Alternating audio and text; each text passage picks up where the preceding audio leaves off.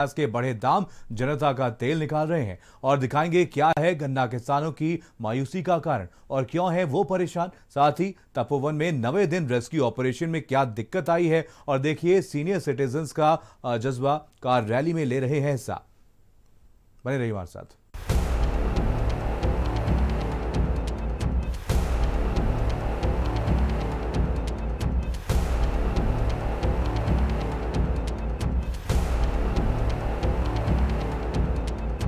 जनता पर महंगाई की मार लगातार पड़ रही है और एक बार फिर से पेट्रोल, डीजल और रसोई गैस के दामों ने लोगों की जेब का बोझ और बढ़ा दिया है और बचत को खत्म कर दिया है। देखिए रिपोर्ट। अभी तो पेट्रोल के रेट बहुत हाई हैं, गवर्नमेंट कुछ सोचे इस पे। या क्या करे तो करेगी तो करेंगे, सरकार के हाथ की बात है, हमारे आपके क्या कहने से कुछ हो रहा है क्या? ये तो बहुत मुश्किल घड़ी आ गई हम लोग के लिए, घर का बजट खराब हो रहा है। वही तो हम लोग वर्किंग वाले हैं, हम लोग का तो मंथली सैलरी इसमें पेट्रोल के आने जाने में निकल जाता है, क्या कह सकते हैं, अदरवाइज कोई ऑप्शन ही नहीं है अभी तो। पब्लिक जो है इससे त्रस्त है, इसको कम से कम सरकार को ध्यान देना चाहिए। पेट्रोल डीजल की कीमतों में इजाफा रुकने का नाम नहीं ले रहा है। लगातार पेट्रोल और डीजल के दाम बढ़ते ही जा रहे हैं और अब घरेलू गैस की कीमतें भी बढ़ गई हैं। लगातार 7वें दिन बढ़े तेल के दाम। पेट्रोल 29 पैसे प्रति लीटर महंगा हुआ, डीजल 32 पैसे प्रति लीटर महंगा हुआ। दिल्ली में पेट्रोल 88 रुपए 99 पैसे प्रति लीटर, दिल्ली में डीजल 89 रुपए 35 पैसे प्रति लीटर। गैस सिलेंडर के भी फिर से बढ़े दाम। गैस सब्सिडी वाले घरेलू एलपीजी सिलेंडर महंगा, गैस सिलेंडर एक बार में 50 रुपए महंगा। लखनऊ में 757 की जगह 807 में मिलेगा। पिछले 5 दिन से लगातार डीजल और पेट्रोल के जो दाम हैं वो बढ़ते जा रहे हैं और ऐसे में कहीं ना कहीं महंगाई का जो मार है वो लोगों पर सीधे तौर पर पड़ रही है। 29 आज की अगर बात करें तो 29 पैसे डीजल और 20 पैसे पेट्रोल के दामों में सीधे तौर पर बढ़ोतरी हुई है। वहीं देर रात जो एलपीजी गैस है वो सीधे तौर पे 50 रुपए एक मुश्त बढ़ी है और वो आज देर रात से दरें जो हैं वो लागू हो जाएंगी। झांसी में पेट्रोल डीजल के दाम बढ़ने को लेकर लोगों में आक्रोश है। झांसी की बात करें तो झांसी में पेट्रोल के दाम 87 रुपए से अधिक चल रहा है, 32 पैसे चल रहा है। इस तरह से पेट्रोल बढ़ रहा है, गवर्नमेंट थोड़ा सा फोकस करे, लोगों की इनकम बढ़े और जिस तरह से इंटरेस्ट रेट फॉल हो रहे हैं तो इस पर भी थोड़ा ध्यान दे कि पेट्रोल के दाम भी गिरें। समस्या है हम लोगों के बीच में, तो क्योंकि रोज कमाना रोज खाना और ये रोज 150 रुपए का जो लोड रहता है ये बिल्कुल चिंता का विषय है। ये सरकार नहीं आई थी 14 के पहले ये कहा था कि इतना डीजल, जब वो 40 रुपए लीटर था, इतना डीजल इतना महंगा, अब क्या हो गया? क्या करे, मरे जा रहे सबरे यार। क्यों, क्या बताइए? तेल महंगा हो गया, खाने का पेट्रोल महंगी हो रही। वहीं बढ़ती कीमतों पर सियासी गलियारों में बयानबाजी भी तेज हो गई है। ये अंतर्राष्ट्रीय उस पर तय होता है पेट्रोल और डीजल का दाम, इसीलिए फ्लक्चुएशन रहता है, कभी घटता है कभी बढ़ता है। लेकिन हमने जो सब्सिडी थी उस सब्सिडी को आदरणीय मोदी जी की सरकार ने बढ़ाया है कि ताकि अगर उधर से कोई बार पड़े तो हम सब्सिडी के जरिए उसको रिलैक्स देते हैं अपने तमाम देशवासियों को, प्रदेशवासियों को। तो इसलिए हम बराबर से बैलेंस करके चल रहे हैं कि जनता के हितों के लिए जो अच्छे से अच्छे निर्णय नीति बनाना पड़ती है वो आदरणीय मोदी जी की सरकार बना रही है। महंगाई चरम सीमा पे है। डीजल पेट्रोल और गैस तो महंगे बढ़ा रहे हैं, इतने महंगे बढ़ा रहे हैं कि वो आसमान छू रहे हैं।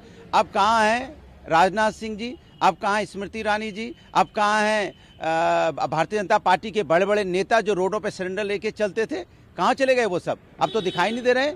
अब तो कमजोर वर्ग और मिडिल क्लास की कमर टूट गई है, वो तो बेचारा जमीन पे लेट गया जितनी महंगाई आपने बढ़ा दी है। क्रूड ऑयल की कीमत $52 पर बैरल है।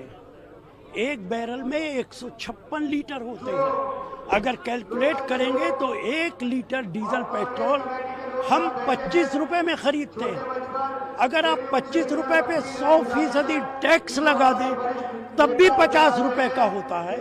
वो सरकार जो किसानों की दोस्त कहती है वो 100 रुपए के करीब डीजल की कीमत कर रही है। क्या यही किसान दोस्ती है?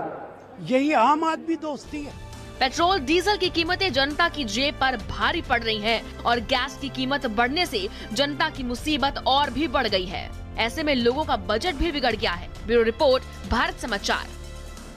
देश में सबसे बड़े गन्ना उत्पादन वाले उत्तर प्रदेश में पिछले 3 साल में गन्ने के मूल्य में किसी तरह की बढ़ोतरी नहीं की गई है, जिसके चलते चीनी मिल मालिकों ने गन्ना किसानों के लिए इस बार बिना कीमत की पर्ची काटी है और गन्नों की कीमत ना बढ़ने से किसान परेशान है। वहीं सरकार की आय डबल करने के दावे पर भी सवाल खड़े हो रहे हैं।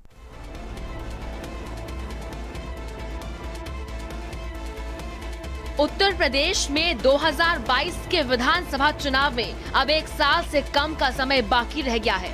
ऐसे में गन्ने के न्यूनतम समर्थन मूल्य पर एक बार फिर से विवाद होने लगा है। बीते 3 साल से गन्ने के दामों में कोई बढ़ोतरी नहीं हुई है और इस बार एक बार फिर से बीजेपी सरकार ने गन्ने के दामों में कोई बढ़ोतरी नहीं की। आदरणीय मोदी जी की सरकार देश में जब से आई है, किसान भाइयों के उत्थान के लिए लगातार प्रयासरत है। सरकार लगातार उनकी आमदनी दुगनी करना, एमएसपी को लेकर हम सबसे तेजी से आगे बढ़े। इन लोगों ने कोई काम नहीं किया था, बल्कि इन्होंने तो जमीनें किसानों की छीनने का काम किया था और ये बात प्रमाणित है और उसका जवाब कांग्रेस देना नहीं चाहती। आइए आपको दिखाते हैं कि यूपी में गन्ने का दाम और गन्ना किसान किसी भी सरकार के लिए क्या मायने रखते हैं और उनकी इस तरह से लगातार 3 सालों से हो रही अनदेखी कैसे भारी पड़ सकती है। यूपी देश का सबसे बड़ा गन्ना उत्पादक राज्य है। यूपी में देश के कुल गन्ने का 51% उत्पादन होता है। यूपी में देश की कुल चीनी का 38% उत्पादन होता है। देश में कुल 520 चीनी मिलें हैं, जिनमें से 119 यूपी में हैं। यूपी में लगभग 48 लाख किसान गन्ना उगाते हैं। पिछले 3 सालों से गन्ना किसान अपने गन्ने को लेकर सिर्फ मायूसी देख रहा है। 20 और 21 के सत्र में भी किसानों को इस बजट में सिर्फ मायूसी मिली। बाबूजी, क्या हाल है इस गन्ने बढ़ोतरी को लेकर? हाल बेकार है, कोई फायदा नहीं है। गन्ना बढ़ोतरी कुछ फायदा नहीं हो रहा। अरे बढ़ोतरी तो कितनी हो जाए, पर जब यहाँ दूसरी का कुछ मिल ही नहीं रहा, क्या फायदा है इसमें? तो बताया था। अच्छा, आज पिछले साल का ही पेमेंट नहीं आया, इस साल का होगा 2 साल में। हम कहाँ जाएंगे बढ़ोतरी करके? न तो बताया था तू हमें। मायूस तो हाल है जी, खर्चा पानी में आ नहीं रहा कहीं था। ये मिल वाले पेमेंट नहीं दे रहे। पहले साल का भी नुक्का नहीं रुक रहा, ईब का जा लिया, सीजन जा लिया, कभी गन्ना का कुछ पेमेंट नहीं आया और जो था उसमें तो भी घटाना सोच रहे। बताओ किसान कहाँ जाएगा? उत्तर प्रदेश में करीब 48 लाख गन्ना किसानों में से 46 लाख से ज्यादा किसान मिलों को अपने गन्ने की आपूर्ति करते हैं। यहाँ का चीनी उद्योग करीब 6.5 लाख लोग प्रत्यक्ष और परोक्ष रूप में रोजगार देता है। प्रदेश में गन्ना किसानों की बड़ी संख्या होने के नाते राजनीतिक रूप से भी ये बेहद संवेदनशील फसल है। साल 2017 में भाजपा सरकार बनने के बाद गन्ने के न्यूनतम समर्थन मूल्य में 10 रुपए प्रति क्विंटल की वृद्धि की गई थी। इसमें सामान्य प्रजाति के गन्ने का मूल्य 315 रुपए और अग्रिम प्रजाति का मूल्य 325 रुपए प्रति क्विंटल किया गया था। इसके बाद से गन्ने का मूल्य नहीं बढ़ा है। 1 रुपया नहीं बढ़ाया उत्तर प्रदेश में गन्ने का रेट। भाई योगी जी ने कमजोर थोड़ा है कि मायावती ने 40 2 बार बढ़ा दिए, अखिलेश यादव ने 40 रुपए बढ़ा दिए। क्या उनका कमजोर है क्या अखिलेश मुख्यमंत्री उत्तर प्रदेश के? उनका तो कमजोर नहीं लगते। जो पिछला भी 12,000 करोड़ रुपए के आसपास है वो भी नहीं दे रहे। तो ये आंदोलन जारी रहेगा। मुजफ्फरनगर जनपद के आसपास जिलों में गन्ने की बुआई किसान बड़े स्तर पर करता है। यही कारण है कि पिछले 3 सालों से गन्ना मूल्य में बढ़ोतरी न होने पर किसान सरकार से नाखुश दिखाई दे रहे हैं। किसान अपने हालातों को इस समय बद से बदतर बता रहे हैं, तो वहीं सरकार की हठ धर्मिता लेकर किसान बेहद ही गुस्से में दिखाई भी दे रहे हैं। एक तरफ जहां पिछले साल का गन्ना भुगतान भी अभी तक नहीं हुआ, तो वहीं दूसरी तरफ किसानों को इस बार चीनी मिल मालिकों ने बिना रेट की पर्चियां दी हैं। किसान तो पूरी तरह से मायूस है। सरकार को किसान की कोई परवाह नहीं है और ये कहती दुगनी आमदनी कर देंगे। महंगाई हर चीज़ की बढ़ी, जो किसान के उपयोग की चीज़ है वो सब की महंगाई बढ़ी। महंगाई के हिसाब से किसान का कम से कम इतना तो बढ़ाई देते, इसके यहाँ पहुँच देते, पर सरकार की हटमत धर्मिता पहुँच देते। पर सरकार की हटमत धर्मिता के कारण किसान जानी बिल्कुल भुखमरी के कगार पे है कि हमें लूटने का काम कर रही है किसानों को, या एक जो कहती आय दुगनी कर देगी, या लुटेरी सरकार है और किसानों मजदूरों को तो लूटने का काम कर रही।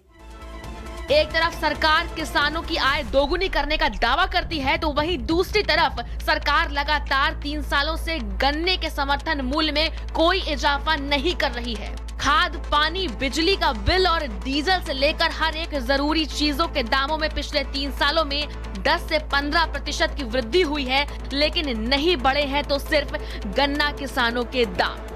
स्पेशल रिपोर्ट, भारत समाचार। उत्तराखंड के चमोली में हुए हादसे का आज नवा दिन है। अब तक 54 लोगों के शव बरामद हो चुके हैं। एनडीआरएफ, एसडीआरएफ और अन्य टीमें मिलकर अभी तपोवन टनल में रेस्क्यू ऑपरेशन चला रही हैं। देखिए रिपोर्ट। तबाही के बाद जिंदगी बचाने की जंग।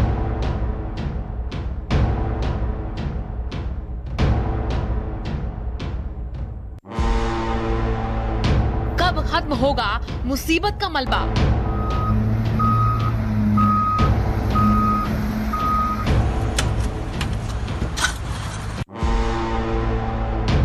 सुरंग में सांसों की तलाश।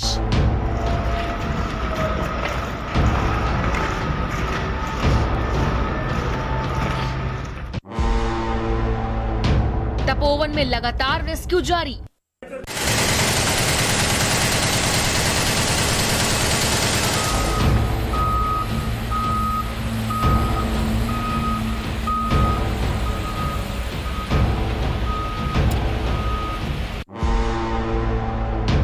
ऑपरेशन जिंदगी के 9 दिन। ठीक एक हफ्ते पहले उत्तराखंड के तपोवन से आई तबाही को देख पूरा देश सहम गया था। पहाड़ों को चीरते हुए आए पानी के तेज प्रवाह ने इस कदर तबाही मचाई कि कई जिंदगियों को भी अपने साथ बहा ले गया। चमोली जिले में 7 फरवरी को ग्लेशियर टूटने के बाद आए सैलाब में मरने वालों की संख्या बढ़कर 50 हो गई है।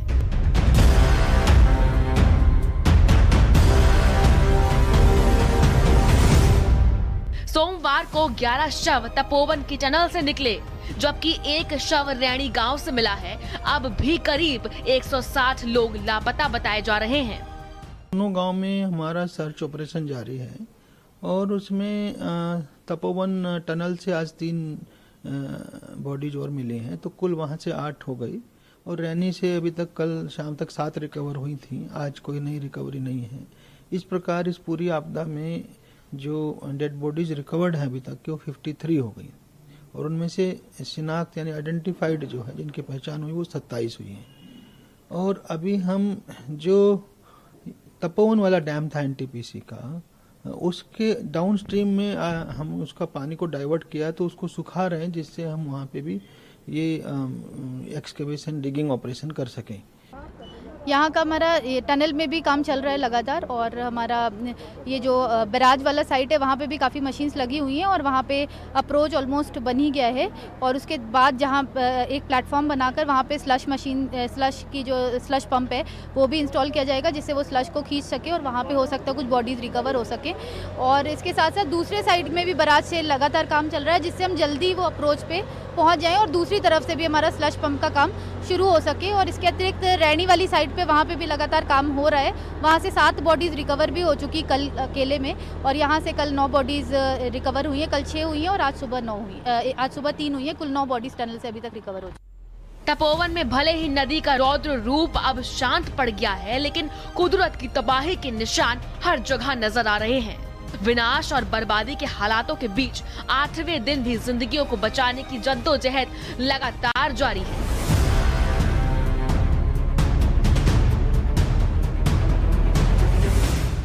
एनडीआरएफ, एसडीआरएफ और सेना के साथ साथ प्रशासन के लोग पूरी मेहनत से दिन रात रेस्क्यू में जुटे हुए हैं और टनल के अंदर फंसे लोगों को निकालने के लिए मलबा हटाने में लगे हुए हैं।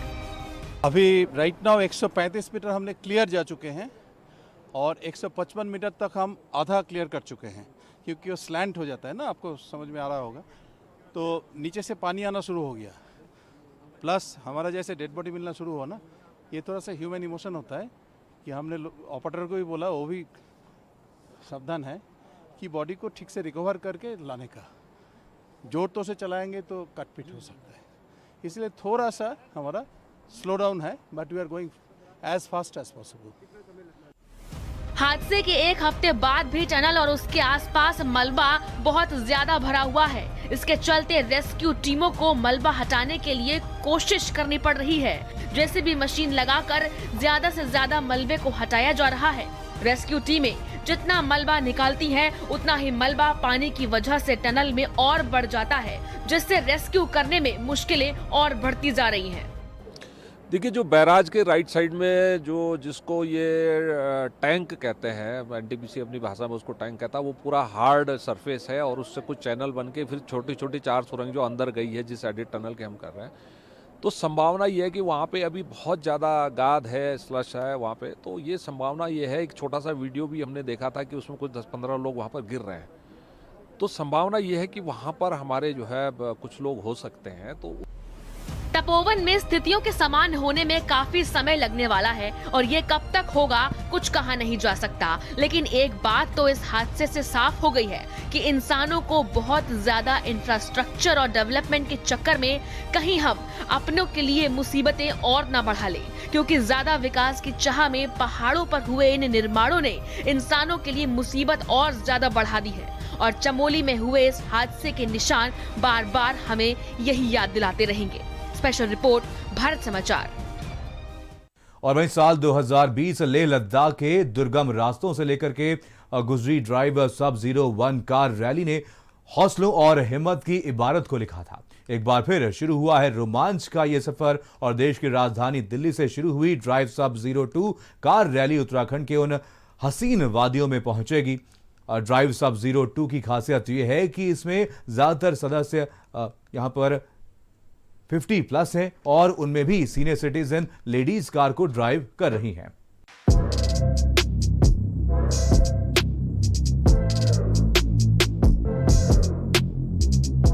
डर के आगे जीत है, हिम्मत के आगे पर्वत भी बौने हैं, जोश के आगे जिंदगी की जिंदा दिली है और शौक के आगे उम्र की बंदिशें भी खत्म है।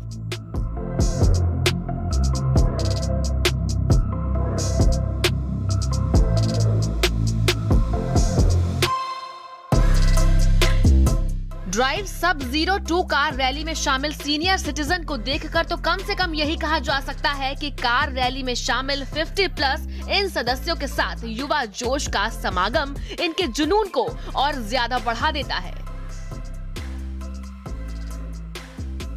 दिल्ली से शुरू हुई ड्राइव Sub-02 कार रैली सोमवार को मेरठ पहुंची। जानी गंग नहर पर टीम गॉडविन की ओर से उनका स्वागत किया गया। दरअसल 2020 में ड्राइव Sub-01 कार रैली से लेह लद्दाख के दुर्गम रास्तों से हिम्मत की मिसाल पेश करने वाले ये सीनियर सिटीजन युवा जोश के साथ निकले हैं। ड्राइव Sub-02 कार रैली को लेकर पड़ाव होंगे उत्तराखंड के वो हसीन इलाके जहां आमतौर पर लोग नहीं जाते हैं। 10 दिन के सफर में ये टीम ऋषिकेश पहुंचेगी और फिर वहां से गुप्तकाशी, चैप्टा, कोसानी, मुंसियारी होते हुए बिनसार पहुंचेगी।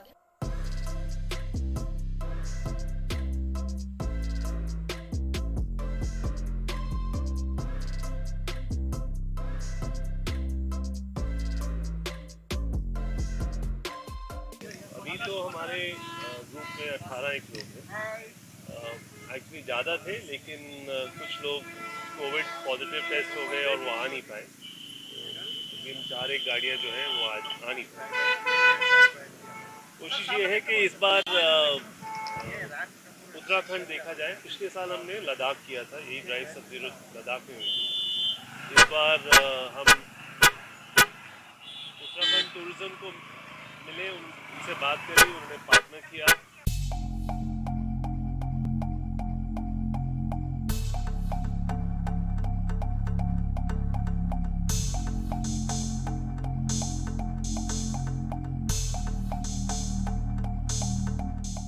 ड्राइव Sub-02 कार रैली में शामिल 7 थार जीप और 2 स्कॉर्पियो में सवार 18 सदस्य न केवल रोमांच से भरा सफर तय करेंगे, बल्कि पेचीदा, छोटे और पथरीले रास्तों में आने वाली चुनौतियों का भी सामना करेंगे।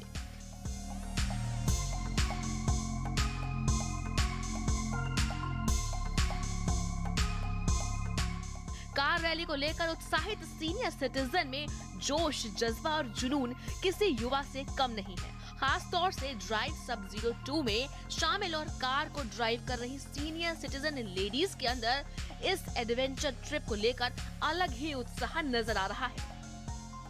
गौरतलब है कि कार रैली में शामिल 18 सदस्यों में 50% वो लेडीज हैं जो उम्र के 50 साल पूरे कर चुकी हैं, लेकिन उनका मन आज भी युवा है। नहीं है, लेकिन बहुत मजा आ रहा है, बहुत एंजॉयबल है क्योंकि सब एज डिफरेंस है लेकिन सब एक साथ चल रहे हैं, तो it's a good drive where we started already. Challenge तो नहीं है, because it's my son who has been doing this film so far, and it's been always been very pleasant and safe. So that this time he said, "Okay, I'll take my mummy papa also with me." So we are here enjoying. कुल मिलाकर drive सब 02 युवा पीढ़ी के लिए किसी प्रेरणा से कम नहीं है। इसके साथ ही उनका मकसद लोगों को उत्तराखंड की उन हसीन वादियों से रूबरू कराना है जो दिखने में तो छोटी है लेकिन प्रकृति के सौंदर्य को खुद में समेटे हुए हैं। रोमांच के रास्ते पर सीनियर सिटीजन जमाने को ये दिखाने निकले हैं कि जिंदगी को जी भर के जियो, क्योंकि जिंदगी न मिलेगी दोबारा। स्पेशल रिपोर्ट, भारत समाचार। घर में